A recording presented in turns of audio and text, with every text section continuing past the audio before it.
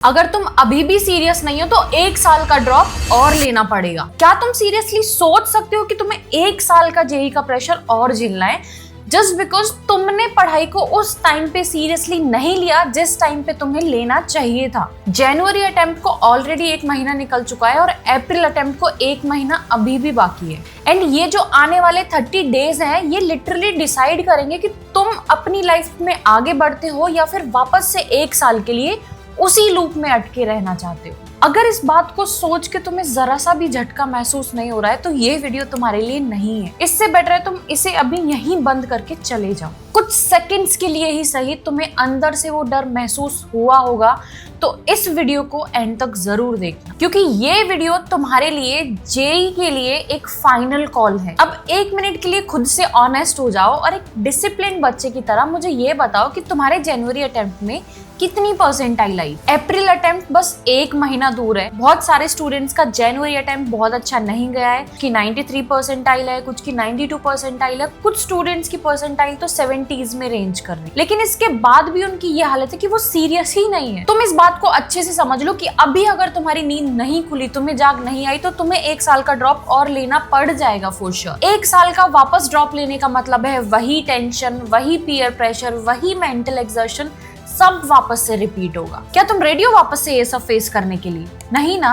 तो इस वीडियो को ध्यान से सुनना और एंड तक जरूर देख। जब मैंने जेईई का एग्जाम दिया था, जेईई मेन के 1-2 महीने पहले मेरे मॉक टेस्ट में मार्क्स बहुत कम आ रहे थे, 70, 80, 90 ऐसे मेरे मार्क्स रेंज कर रहे थे और कभी कभी किसी पर्टिकुलर सब्जेक्ट में नेगेटिव मार्क्स भी चले जाते। मेरा मोटिवेशन एकदम 0 पे आके गिर गया था। मुझे समझ में ही नहीं आ रहा था मैं क्या करूं, क्योंकि पेरेंट्स की एक्सपेक्टेशंस और मेरे पास भी ये लास्ट चांस था। मैं भी ड्रॉपर थी और मेरे टाइम पे 1 टाइम ड्रॉप ही अलाउड था और उस टाइम में जेईई मेन क्रैक नहीं कर पाती तो मेरा आईआईटी जाने का सपना ही रह जाता। और ये सब कंसिस्टेंटली हो रहा था, मेरे लगातार मार्क्स कमा रहे थे और तुम विश्वास नहीं करोगे मैं हद से ज्यादा डिमोटिवेट हो गई। लेकिन मुझे एक टाइम के बाद रियलाइजेशन हो गया कि मुझे इन सब चीजों से फाइट बैक करना ही पड़ेगा। मैंने खुद को रियलाइज कराया, चीजें एक्सेप्ट करी और धीरे धीरे अपने मार्क्स को इम्प्रूव करने पे फोकस किया। मैंने टीचर्स की हेल्प ली, इमोशनली मैंने पेरेंट्स की हेल्प ली, फ्रेंड्स की हेल्प ली, मैंने सबकी हेल्प से उस सिचुएशन से ओवरकम किया। जेईई मेन का एग्जाम दिया, वो भी क्रैक किया। एडवांस का एग्जाम क्रैक करने के बाद मेरा फाइनली आईआईटी इंदौर में एडमिशन हो गया।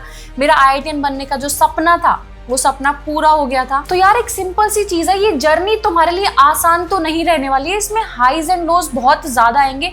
हो सकता है कि आज की जो तुम्हारी सिचुएशन है वो तुम्हारी एक्सट्रीम लो सिचुएशन है, लेकिन तुम्हें इस बात को एक्सेप्ट करना पड़ेगा। या तो तुम अपनी आईआईटी जाने के सपने पे गिव अप कर दो या फिर जिस सिचुएशन में तुम हो उस सिचुएशन में ही रह के अपना चांस मिस कर दो। तो यार खुद के एक्सपीरियंस से एक बात तो फॉर श्योर मैं तुमको बता देती हूँ कि ये जो जर्नी है ना जेईई की, ये तुम्हारे लिए बहुत फ्रूटफुल तो नहीं रहने वाली है। इसमें हाईज होंगे, लोज होंगे, बहुत सारी प्रॉब्लम्स आएंगी, सिचुएशंस आएंगी, फैमिली कंडीशंस आएंगी, बहुत सारी चीजें एक साथ आके अटकेंगी। लेकिन तुम्हें डिसाइड करना है कि तुम इन सब सिचुएशन के साथ रह के अपने सपने के लिए फाइट करना ज्यादा प्रेफर करोगे या फिर गिव अप करना प्रेफर करोगे। चॉइस तुम्हारे हाथ में। तुम्हारी ही सिचुएशन से मिलता जुलता एग्जाम्पल भी है मेरे पास। मैं तुम्हें एक और एग्जाम्पल देती हूँ अपने ही स्कूल के एक जूनियर का जिसका नाम था अंकित। उसका जनवरी अटेम्प्ट बहुत अच्छा नहीं गया था क्योंकि कहीं ना कहीं वो अपनी प्रिपरेशन को लेके सीरियस नहीं था। उसे लगता था कि अभी तो जैन अटेम्प्ट है, अभी तो बहुत टाइम है, कुछ ना कुछ हो जाएगा, वो कर लेगा। लेकिन जब उसका रिजल्ट आया ना तब जाके उसको धक्का लगा। जेईई मेन फर्स्ट अटेम्प्ट में उसकी परसेंटाइल इतनी ज्यादा कम थी कि वो किसी को बता भी नहीं सकता था। तब जाके उसे रियलाइजेशन हुआ। फिर क्या? फिर वही होना था जो मोस्ट ऑफ द स्टूडेंट्स के साथ होता है और अभी हो रहा है। एंड पैनिक के चलते उसने रैंडमली चीजों को फॉलो करना स्टार्ट कर दिया। कभी भी कोई भी बुक उठा के पढ़ लेना, कोई भी क्वेश्चन उठा के सॉल्व कर लेना। ये सारी चीजें करते करते उसने जैन अटेम्प्ट से लेके अप्रैल अटेम्प्ट के बीच का जो टाइम था वो सारा इस पैनिक सिचुएशन में गुजार दिया। जो स्ट्रेटेजिक अप्रोच उसको फॉलो करनी चाहिए थी, जो स्मार्ट प्रैक्टिसेस उसको अप्लाई करनी चाहिए थी, उसने नहीं करी।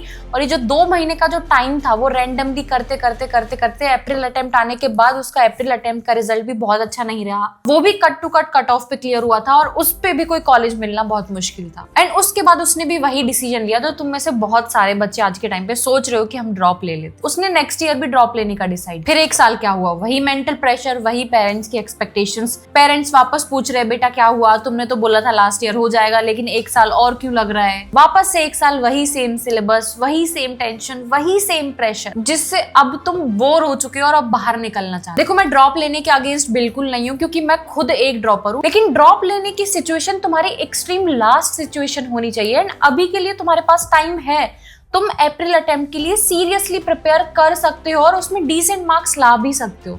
तो ड्रॉप लेने का थॉट अभी मत लेके आओ दिमाग। तुम्हारे पास अभी भी टाइम है, तुम अभी भी मेहनत कर सकते हो और 1 साल के स्ट्रेस से बच सकते हो, तो क्यों नहीं कर रहे? देखो, ये सब मैं तुम्हें कोई चीजी मोटिवेशन देने के लिए नहीं कह रही हूँ, मैं सिंपल सी बात बोल रही हूँ, टाइम बहुत कम है, सीरियसली पढ़ना स्टार्ट करो। मैं सीधा बोल रही हूँ कि तुम्हारे पास टाइम है, लेकिन बहुत कम टाइम है। लेकिन अब तुम कहोगे कि दीदी हमारा जनवरी अटेम्प्ट बहुत अच्छा नहीं गया, हमारा कॉन्फिडेंस डाउन है, हमारा पढ़ने का मन भी नहीं कर रहा है, हम क्या करें, हमें कुछ समझ में नहीं आ रहा है। तो यार, इसका एक सिंपल सा फॉर्मूला है, जो हो गया सो हो गया, उसमें तुम कुछ नहीं कर सकते। कर्म करो अर्जुन, जय पराजय का विचार छोड़कर अपने कर्तव्य पर ध्यान दो, भय अपने आप दूर हो जाएगा। क्या तुम जनवरी अटेम्प्ट को वापस से करा सकते हो?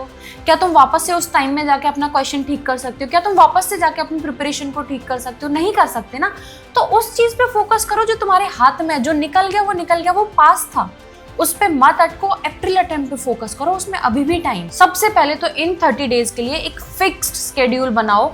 सुबह उठने से लेकर रात तक तुम्हें क्या क्या करना है, कब करना है, कितने टाइम करना है, ये सारी चीजें तुम्हें क्लियरली पता होना चाहिए। और उस स्केड्यूल को सिर्फ बना के टेबल पे चिपका नहीं देना, उसको फॉलो भी करना है। फॉलो करने से तुम्हारा एग्जाम अच्छा जाएगा, सिर्फ चिपकाने से नहीं। तीनों सब्जेक्ट्स के लिए अलग अलग प्लान बनाओ, क्योंकि तीनों सब्जेक्ट की स्ट्रेटेजी अलग होगी। फिजिक्स में फॉर्मूलाज को रिवाइज करना है, फिर क्वेश्चंस प्रैक्टिस करने हैं।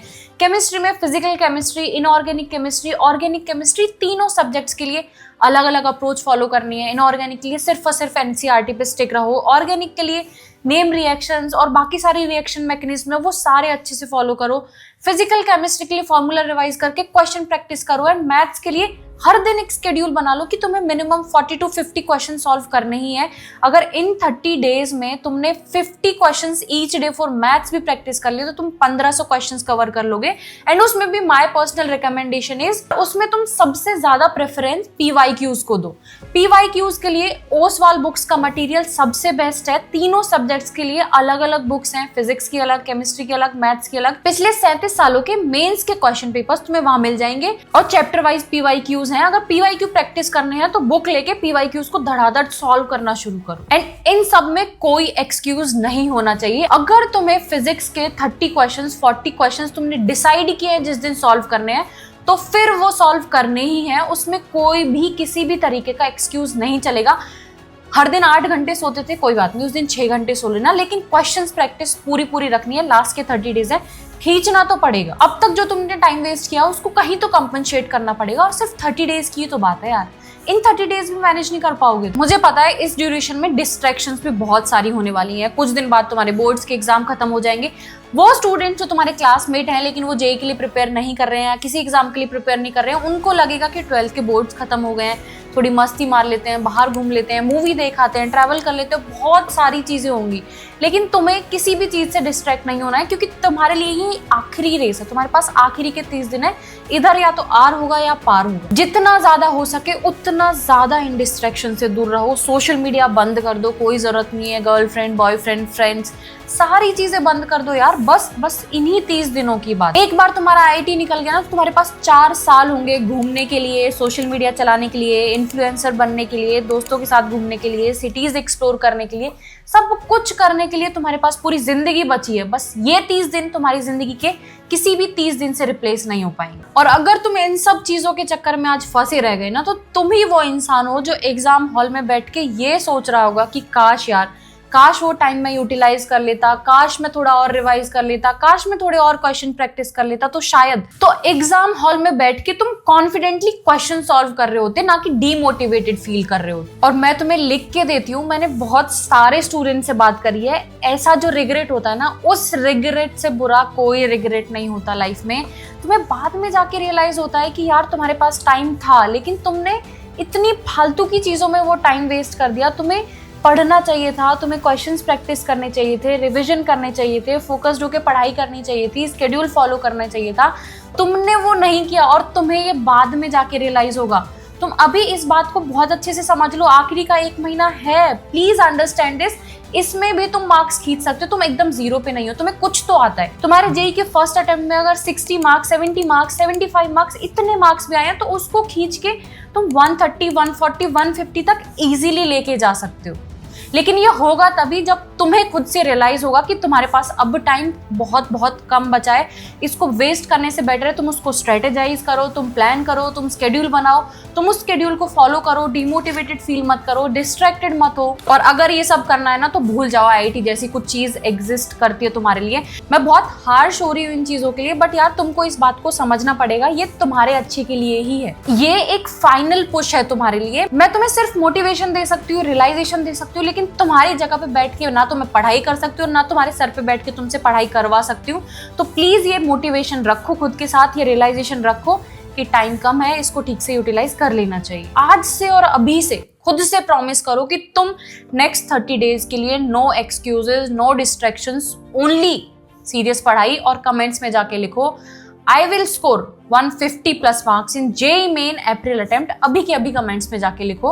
आखिरी के 30 दिन है यार, पूरी जान डाल दो, मेन में अच्छा स्कोर करोगे, कॉन्फिडेंस बढ़ेगा, एडवांस में भी ठीक ठाक परफॉर्म कर लोगे तो डिसेंट आईआईटी मिल जाएगा। मेरी बात मानो, मेरे बहुत सारे फ्रेंड्स एनआईटीज में भी हैं और एनआईटीज की लाइफ भी बहुत अच्छी होती है, तो तुम्हें एनआईटी में मिल जाएगा तो बहुत अच्छी बात है। तुम्हारा फ्यूचर सिक्योर हो जाएगा, तुम सक्सेसफुल हो जाओगे, एक अच्छी कॉलेज लाइफ जी लोगे, पर्सनैलिटी डेवलप कर लोगे, सब सब सब हो जाएगा। तो यार इस चैनल पे जेईई के रिलेटेड और भी बहुत सारी स्ट्रेटेजी वीडियोस आती रहेंगी, so please make sure you subscribe the channel and like the video. Thank you and all the best.